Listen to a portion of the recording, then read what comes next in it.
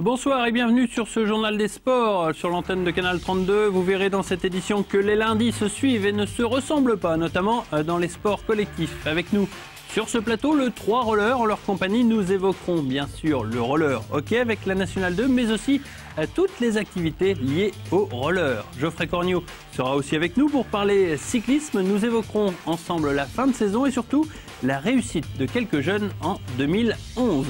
Mais avant tout cela, regardons le programme de ce JT Sport. Nous étions présents à la 4e édition de la course de l'escargot organisée sur les flancs de Montgueux, l'occasion de découvrir une compétition très exigeante. Autre épreuve très exigeante aussi, la bosse du 10, course VTT organisée sur les hauteurs de l'Aisne-aux-Bois, une compétition en relais à laquelle tout le monde ou presque pouvait participer. Et enfin, zoom sur la deuxième journée de championnat de France de Nationale 2 féminine de handball avec l'équipe de Sainte-Maure-Proie qui jouait son premier match à domicile face à Palan-Torchamps samedi soir. Pas de football donc dans le journal des sports, ou plutôt si, puisque les Stags jouent ce soir dans la MM Arena à 20 h au Mans face à une équipe sartoise en grande difficulté. L'équipe mancelle est actuellement lanterne rouge alors que les Troyens surfent actuellement sur une série de 6 matchs sans défaite. Les Troyens se méfient toutefois de cette formation sartoise qui cherchera à se relancer face à les Stags. On écoute Jean-Marc Furlan nous parler de ce match face au Mans. Le Mans là, ils sont... Comme on dit, là-bas, ça va être dans l'obligation de prendre 3 points contre 3. Donc nous, on doit, comme à Lens, être capable d'être performant dans ce genre de rencontre, où l'adversaire va mettre une très grosse tension sur ce match et profiter de ça. Donc voyons voir ce qu'on est capable de faire sur une quinzaine de rencontres. Je répète tous les ans la même chose, sur une quinzaine de rencontres. Voyons voir ce qu'on est capable de faire, quel niveau on a. Et puis enfin, pour clore définitivement la page football, revenons sur le résultat nul obtenu par les Stags mardi soir au Stade de l'Aube face à une bonne équipe sedanaise. Les Ardennais furent malmenés pendant toute la première mi-temps par des Aubois dominateurs. Caceres conclut cette domination par un but plein d'opportunisme en début de match. On regarde le but de Raphaël Caceres suite à cette erreur du gardien sedanais, cette jolie bourde. Ensuite, les Stags voient revenir Sedan, toujours en première mi-temps, sur ce but sur corner de Pogba. Un partout donc, on regarde le classement actualisé avec la journée de vendredi notamment, avec comme information première, évidemment, cette défaite, une de plus pour Monaco, 1-0 face à Laval. Bastia qui a battu Angers 3-1. Nantes qui a battu le leader Clermont 1-0. Sedan et Reims jouent ce soir en même temps que donc les Stags et Le Mans. En CFA2, on regarde le classement pour montrer que les Stags est en 12e position, à 8 points seulement du leader, le Stade de Reims. En CFA2, les Stags B jouaient face à Sainte-Geneviève-des-Bois.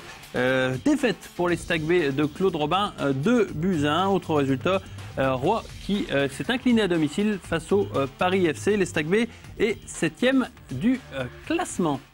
Dimanche matin, sur les hauteurs de Montgueux avait lieu la 4e édition de la course de l'escargot, une course à pied toujours très redoutée car très sélective et donc très dure pour les organismes. Pas beaucoup de gros prétendants à la victoire, toutefois au départ, l'occasion pour certains de se montrer.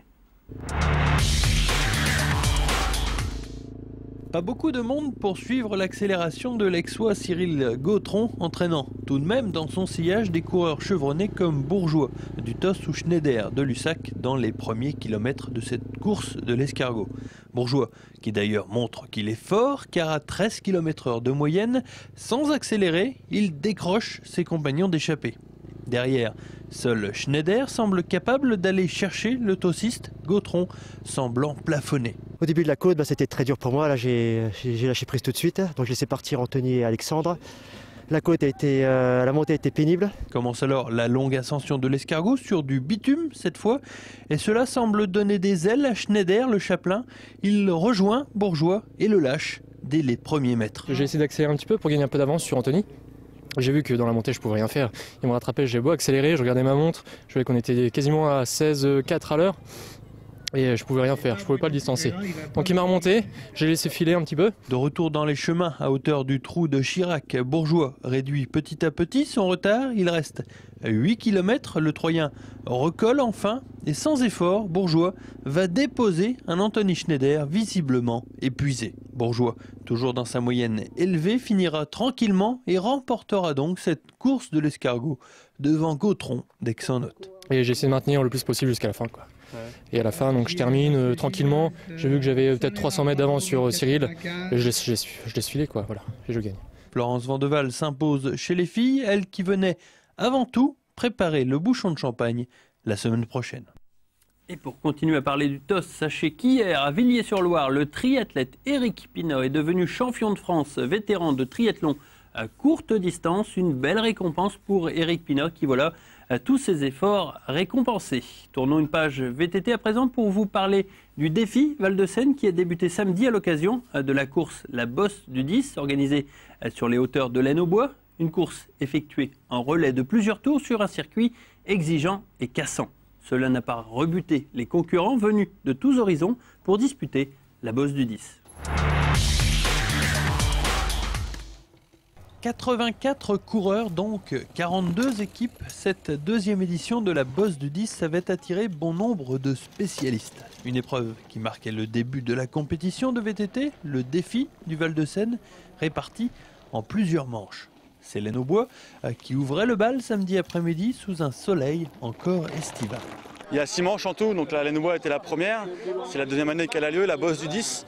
Donc on a fait ça ici parce que c'est un terrain sympathique pour tous les passionnés de VTT, avec des parties très techniques et assez roulantes. Donc en plus le beau temps était présent, donc c'était une bonne journée pour tout le monde et on espère avoir des belles manches par la suite pour avoir des beaux vainqueurs au final. Organisée sous l'égide UFOLEP, la compétition regroupait pas mal de coureurs de tous horizons, allant du cyclisme FSGT aux non-licenciés en passant par les coureurs de première catégorie. C'est d'ailleurs un cycliste de cette classe qui s'est imposé, Anthony Picard du CC Charlotte, en duo avec David de Las Cuevas. Une façon comme une autre pour lui de terminer la saison. Ça permet de finir la saison et de ne pas rester à la maison à rien faire, quoi. Surtout ça, quoi. De ne pas perdre les acquis, quoi. Je fais pas trop de cyclocross, j'ai décidé de faire du VTT, revenir aux sources comme avant je faisais du VTT. Et comme il y a une bonne ambiance, ça me plaît, donc voilà. La semaine prochaine, c'est Torvilliers qui accueille la seconde manche avec, encore une fois, un parcours qu'on imagine très sélectif. Et pour faire le lien avec le VTT, on accueille à présent Geoffrey Corniot, notre chroniqueur cyclisme que je salue. Bonsoir Geoffrey. Bonsoir. Ouais, c'est Anthony Picard qui a gagné la Bosse du 10. Ouais, c'est un coéquipier. Ouais. Ouais. Il courait pas avec nous en Coupe de France ce week-end, donc il a voulu faire le VTT et c'est très bien. Ça lui a réussi. Et il a gagné avec David Escovas. Et vous étiez à la Rochefoucauld, la finale du championnat de France DN2 pour Coupe de France DN2, c'est ça, la Rochefoucauld à côté d'Angoulême. Et vous faites 14e. Moi personnellement, je suis 14e et l'équipe fait 12e au général. Meilleur cycliste du CC Charlotte. Ah, pour cette manche, oui, ouais. Mais pas pour l'année. Voilà, avec une 12e place donc pour du CC Charlotte, ce qui n'est pas si mal vu la qualité du championnat de France DN2. C'est de bonne qualité, mais l'objectif c'était le top 10, c'était pas le top 12, donc une déception normale, quoi. D'accord, exigeant quand même. Hein. Ah, faut toujours l'être. On doit.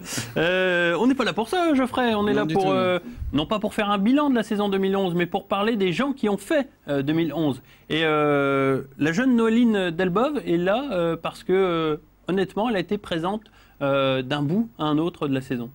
Oui, j'ai voulu sélectionner différents concurrents, surtout des jeunes de catégorie minime, cadet ou junior, parce que c'est ce qui fait le vivier du cyclisme dans l'Aube. C'est pas les premières catégories, c'est ces minimes-là qui seront plus tard des premières catégories. Donc Noéline en fait partie, elle est junior première année, elle a fait partie de l'équipe de France cette année, elle a fait le championnat d'Europe en Italie. Chose qu'aucune féminine avait fait dans l'Aube à ma connaissance. Oui. Donc elle essaye de faire du vélo sérieusement, ça a l'air de marcher très bien, donc pourvu que ça dure, quoi. Ouais, elle a de quoi tenir parce que Jimmy Delbove, qui a été pro, c'est son père, il y a aussi son cousin, enfin son oncle qui a été aussi professionnel, donc forcément il y a des gènes quelque part. Oui, le même, comme elle le dit si bien, quand elle était jeune, plus jeune, elle s'entraînait qu'une seule fois par semaine, c'est un peu ce que Jimmy faisait, quoi. Jimmy, j'en ai discuté avec lui, il était là pour faire la compétition et l'entraînement, ça le barbait un petit peu. Donc on voit qu'il y a des gènes qui sont un peu transmis de père en fille. Ouais. Mais maintenant, elle a bien changé pour s'entraîner un peu plus et pour pouvoir rivaliser au niveau mondial, chose qui est très difficile, mais qu'elle est capable de faire dans les prochaines années, quoi. Alors le cyclisme féminin n'est pas du tout professionnel. Est-ce que vous pensez qu'une fille comme Noéline Delboeuf peut percer au haut niveau pour peut-être pas en vivre, mais au moins faire de bonnes perfs à l'avenir? C'est le constat qu'on faisait justement avec mon frère cet après-midi, c'est que le cyclisme féminin en France, il est très peu... Il est aidé, mais pas à sa juste valeur, ce qui provoque une assez baisse de niveau.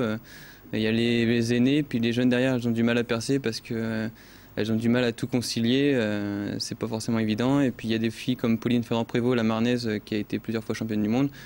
Elle est dans un team bien spécifique, c'est pas une équipe pro, c'est une équipe formée autour d'elle et elle fait justement plus du VTT que de la route parce que la route c'est vraiment pas évident, quoi.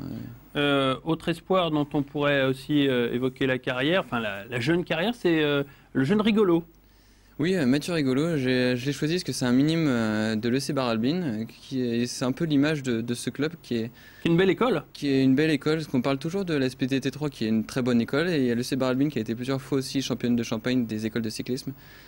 Et je trouve ça très important de former des jeunes et puis de voir des minimes comme ça gagner près de 20 courses dans une saison. 20 courses dans une saison, c'est exceptionnel. Il n'a pas les 20 courses, mais toute fédération confondue, il a les 20 courses, mais en FFC, il a que 17 courses, si je ne dis pas de bêtises. Donc c'est assez remarquable qu'il a dû faire qu'une fois deuxième ou une fois troisième. Donc, il a quel âge?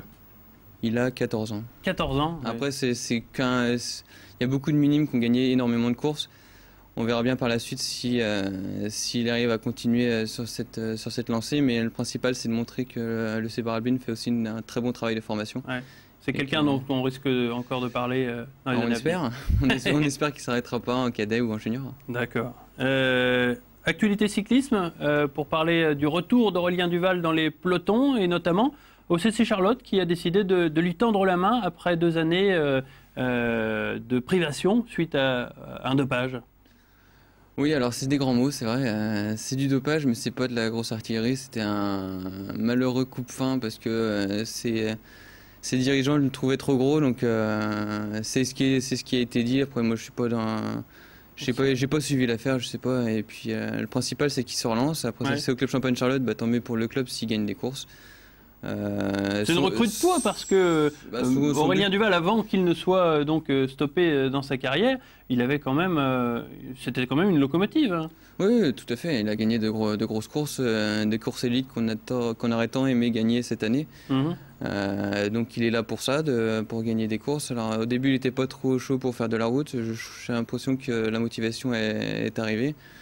Donc on espère qu'il va faire une bonne saison et puis pousser le club vers le haut et son but c'est de repartir chez les professionnels. Ça serait une passerelle. En gros c'est une passerelle d'1 an. Je le vois mal faire 2 ans vu je connais un peu sa mentalité et puis ses qualités. Ouais. Il fait pas du vélo pour rigoler, il est là il veut en faire son métier donc faut pas traîner surtout que il a perdu 2 ans.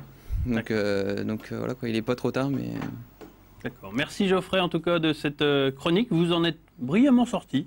Bravo. Et puis donc on a découvert Noéline Delboeuf, Monsieur Rigolo et donc le retour d'Aurélien Duval. Merci beaucoup Geoffrey. Merci et donc à l'année prochaine pour une nouvelle rubrique puisque la saison est terminée. Sans problème, quand vous voulez. Deuxième journée du championnat de France de National 2 féminine de handball. Les premiers matchs à domicile pour les Morasso troyennes mais aussi premier test pour les filles de Dienne Marache face à un adversaire que l'on disait redoutable. Les spectateurs n'ont pas été déçus. Début poussif pour l'équipe de Sainte-Maure-3 qui peine à se défaire d'une formation adverse plutôt accrocheuse. Gênés aux entournures par la défense de Palan-Torchant, les Auboises sont devant au score, mais sans pour autant faire une grosse différence. À la pause, l'écart n'est d'ailleurs que de 2 buts, 13 à 11. Bis repetita en seconde mi-temps, les Auboises déroulent un bon handball, mais gâchent beaucoup devant le but.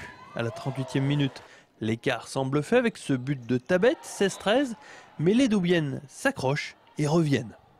À 9 minutes de la fin, Sainte-Maure 3 est irrésistible. Les Morasso-Troyennes enchaînent les buts. Oudard et Droutou s'en donnent à cœur joie. Elles donnent 5 buts d'avance à leur équipe. Le moment choisi par l'entraîneur adverse pour mettre en place sa défense 2-4 avec double strict. Les Auboises bafouillent alors leur handball. Elles sont perturbées par ce système qu'elles n'ont visiblement pas travaillé à l'entraînement. Franchement, ça nous a vraiment perturbés.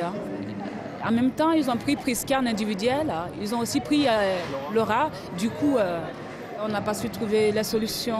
Les buts et les minutes s'égrènent. À 11 secondes de la fin, Palante finit par égaliser 25-25. Mais sur la dernière action, Sainte-Maure 3 obtient un pénalty.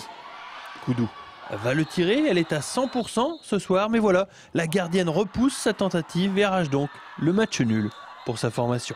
Je les avais tout reçus, mais comme par hasard, le dernier, franchement, je suis dégoûtée, quoi. Vraiment, j'ai pas de mots pour l'expliquer. Mais bon. Ce qui est plus dérangeant, c'est le fait qu'on ait pris un 4-5-0 alors qu'on a eu des solutions franches de tir et que ces immanquables nous coûtent cher, surtout sur la fin. Et après, j'ai 2-3 choses qui me dérangent sur l'arbitrage, mais c'est pas là-dessus qu'on perd le match. Sainte-Maure 3 n'a pas perdu, bien sûr, mais ce match nul a des allures de défaite. Il va falloir encore travailler à l'entraînement pour éviter que ce genre de scénario ne se reproduise. Allez, on fait le point des résultats de National 2, bien sûr, avec cette poule dont on vient de voir donc le match Sainte-Maure 3, Palan-Torchamps, Montargis qui a battu Restedt 33-28 et Épinal qui s'est donc défait sans problème de Schfelden 37-31. En National 3 féminine, Rosières a chuté à Yutz 36-29. Dans le même temps, Villemomble l'a écarté Chenov 39-16 et Reims s'est débarrassé de Bonny, là aussi très facilement 30-18. Toujours en handball, mais chez les garçons, cette fois-ci, revers pour le Savino-Chaplin, très lourd revers, 38-19. En revanche, très belle victoire de l'État qui relève la tête après sa défaite de la semaine dernière. Victoire 31-20 face à Sedan au classement. Fortune diverse donc avec chute du Savino-Chaplin à la 10e place et remontée de l'État à la 6e position.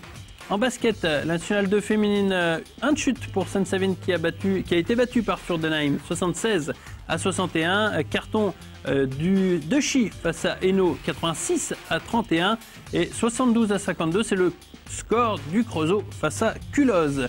Au classement, Sainte-Savine est bien placée en 5e position après 2 journées seulement. En revanche, pas de problème pour le BCSA qui a battu Grafenstaden 71-58. Marne-la-Vallée a battu Saint-Dizier à la surprise générale. 30 points d'écart entre les deux équipes, 94-64. Et victoire à l'extérieur de Récy à Nancy, 71-66 au classement. Bien entendu, c'est Haguenau et Saint-André qui sont en tête de ce classement. Et juste avant de parler du 3 roller, petite parenthèse avec la belle victoire du Suma face à Oulgat, 5-2 pour l'avant-dernier match de championnat de National A. C'est l'heure de faire la place à nos invités, le 3 roller. Bonsoir messieurs. Bonsoir, avec le président du 3 roller, Benoît Gramont, excusez-moi, j'ai voulu vous appeler Bruno, je ne sais pas pourquoi, et en compagnie de Didier Cordas, qui est le responsable de la section jeunesse. Messieurs, évidemment, on va parler du roller hockey, puisque c'est un petit peu la tête de gondole du 3 roller. Une nouvelle fois, l'équipe redémarre en National 2 avec un calendrier, on va dire, peut-être un petit peu plus abordable que les années précédentes. Un calendrier avec des équipes différentes cette année. On est dans une poule un petit peu remaniée et donc on a 5 nouvelles équipes, on va dire inconnues puisqu'on n'était pas dans cette poule-là précédemment, et 2 gros morceaux avec Épernay et Strasbourg qu'on a déjà rencontrés la saison précédente. D'accord. Et il y a quand même un point positif, c'est le retour de l'entraîneur emblématique, j'ai envie de dire, Stéphane Gory, qui avait coaché l'équipe les années précédentes, qui avait dû un petit peu prendre du recul. Oui, tout à fait. Donc pour des raisons familiales, il s'était mis un petit peu en retrait l'année passée et c'est avec grand plaisir qu'on l'accueille à nouveau cette année. Ça va vraiment nous cadrer, à la fois en entraînement, mais aussi pendant les matchs, puisque à certains moments l'année dernière, ça nous a manqué. Ouais, pas de changement au niveau du recrutement. J'ai vu que 2 joueurs avaient fait leur retour, mais est-ce qu'il y a des gens qui partent ? Non, pas de départ, 2 retours, un étudiant qui faisait ses études à l'étranger qui nous rejoint, et puis Marc qui revient à Troyes après un petit passage à Épernay. Marc Lavis. Exactement. D'accord.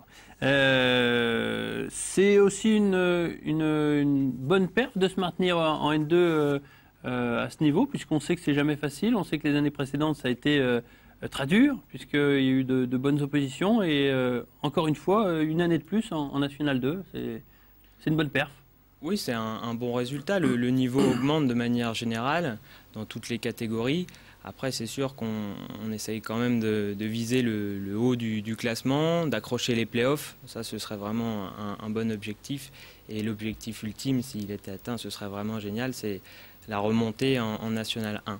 Le bilan de la saison dernière, il est plutôt positif avec les playoffs atteints pour l'équipe 1, huitième de finale, les playoffs pour l'équipe 2 en National 3, demi-finale même, et les Poussins qui ont réussi à faire le quart de finale qui les a emmenés jusqu'à Nice. C'est quand même une grosse perf. Oui, c'est une bonne performance, une récompense pour nos jeunes qui travaillent dur. Et ça fait 2-3 ans voilà, qui s'entraînent, qui ont quelques revers en championnat, mais là ça commence à payer. Et, voilà, ils ont eu une bonne performance, une bonne récompense en quart de finale à Nice. Alors on va faire un clin d'œil, vous ouvrez la saison samedi, oui, je crois, à 20h. 20h au COSEC 1, entrée libre, face à une nouvelle équipe, donc Marcy Charbonnière, qui est dans la banlieue lyonnaise en fait. D'accord. Voilà. L'actualité du 3 roller, c'est aussi le roller. Et vous avez ouvert 2 nouvelles sections, une section vitesse et une section école de roller. Oui. Alors ça, c'est quelque chose qui manquait aux 3 rollers, c'est l'apprentissage du roller pour les plus petits. Donc c'est une catégorie qu'on a mis en place pour les 6-11 ans.